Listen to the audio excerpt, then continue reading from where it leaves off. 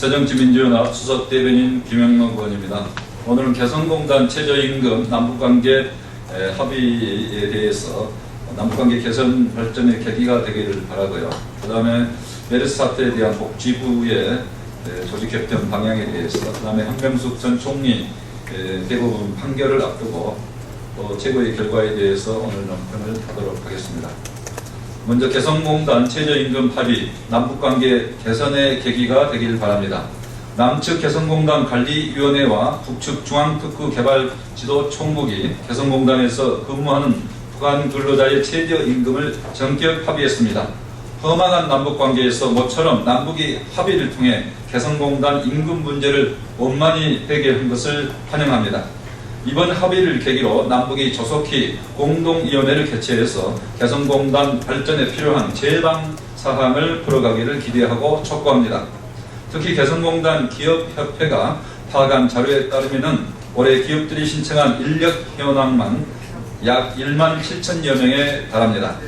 개성공단의 노동력을 안정적으로 공급하기 위해서는 궁극적으로 근로자 기숙사를 건립해야 한다는 목소리가 높습니다.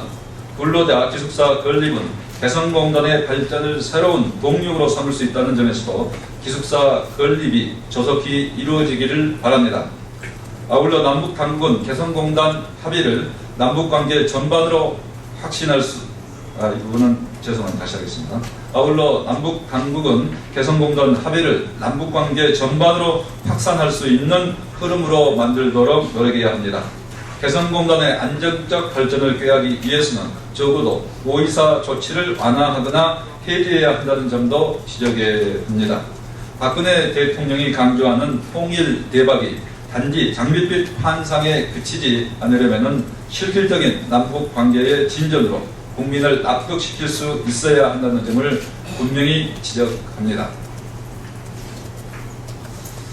다음은 메르스 사태에도 기득권 늘리기만 골몰하는 복지부의 뻔뻔함에 대해서 논평을 하겠습니다. 복지부가 민간 전문가를 내세워 산하에 있는 질병관리본부를 차관급 기구로 격상시키는 방안을 추진하겠다고 발표했습니다. 참으로 개탄스럽습니다. 말이 좋아 독자적 인사권과 예산권을 준다는 것이지 결국 늘어나는 차관에게 인사권과 예산권을 부여하는 것에 불과합니다.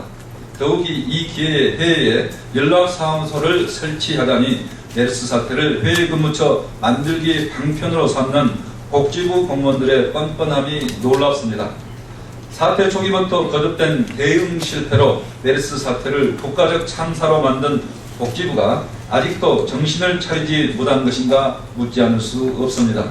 메르스 사태는 복지부 장관 한 사람이 옷을 벗고 끝날 문제가 아닙니다. 그러나 복지부 공무원 누구 하나 책임지는 사람이 없는 것은 통탄할 노릇입니다. 그런데 거꾸로 메르스 사태로 드러난 국가 방역체계 개편의 시급성을 복지부 확대의 빌미로 삼겠다니 복지부의 후한무치한 태도에 분노합니다. 관료주의와 무능력도 모자라서 조직 이기주의적 행태로 국민을 실망시키는 복지부 공무원들의 대오각성을 촉구합니다. 아울러 국정조사가 먼저라는 점을 분명히 지적합니다. 먼저 메르스 사태에 대한 방역 당국의 대응 실패에 대해 하나하나 문제점을 점검하는 것이 우선입니다. 그런 차후에 국가 방역체계 개편 방안을 국회 차원에서 논의해 그 방향성을 정해야 국민들이 납득할 것임을 분명히 지적합니다. 한명숙 전 총리 대법원 판결, 진실과 양심에 기초한 판단을 요구합니다. 내일 한명숙 전 총리 사건에 대한 대법원 판결이 예정되어 있습니다. 검찰이 기소한 지 5년 1개월, 재판을 시작한 지 4년 8개월입니다. 한 전 총리 사건은 선고용 정치 수사의 결과입니다. 2010년 6월 지방선거를 앞두고 정권과 검찰이 가장 유력한 서울시장 후보 중 한 사람이었던 한 전 총리에게 가했던 정치적 탄압의 산물입니다.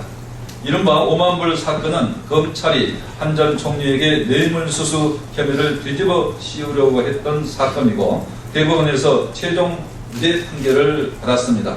그런데 이 사건의 1심 무죄 판결 선고 바로 전날 검찰이 별건 수사를 한다는 사실이 알려져 국민적 공분을 샀습니다. 이 부분 다시 하겠습니다. 그런데 이 사건의 1심 무죄 판결 선고 바로 전날 검찰이 별건 수사를 한다는 사실이 알려져 국민적 공분을 샀습니다.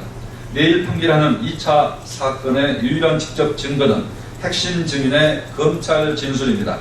그러나 바로 이 핵심 증인이 한 전 총리는 억울한 누명을 썼다고 법정에서 증언한 바 있습니다. 이 사건이 검찰의 무리한 표적수사, 기획수사에서 비롯된 것임을 보여주는 것입니다.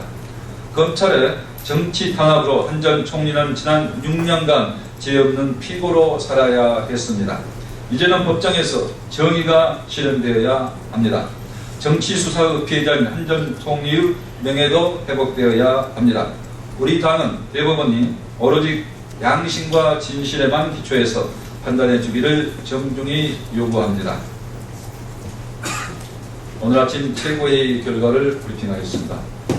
최고회의는 문재인 대표의 신경제지도 구상과 관련해 그 후속 조치로 경제통일위원회를 설치하기로 하고 경제통일위원회 설치를 위한 추진 TF를 구성했습니다. 추진 TF 구성은 추후 임명되는 대로 알려드리겠습니다.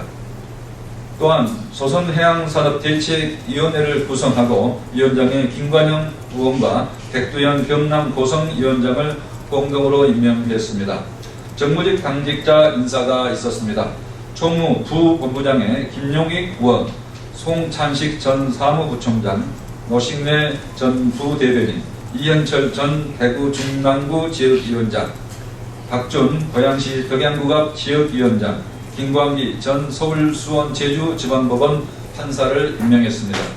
조직 부본부장에 임재훈 전 조직사무부총장, 김경수 전 사무부총장, 박동규 전 사무부총장, 허성무 전 사무부총장, 고현호 서울 은평구 을 지역위원장, 송기복 전 민주정책연구원 부원장, 임근재 전 경상남도청 정책특별보좌관을 임명했습니다. 전라북도 부본부장에 이돈승 전 보훈감독원 노조위원장을 임명했습니다. 디지털소통 부본부장에 김민기 의원, 박안주 의원, 이원욱 의원, 임수경 의원을 임명했습니다. 이상입니다.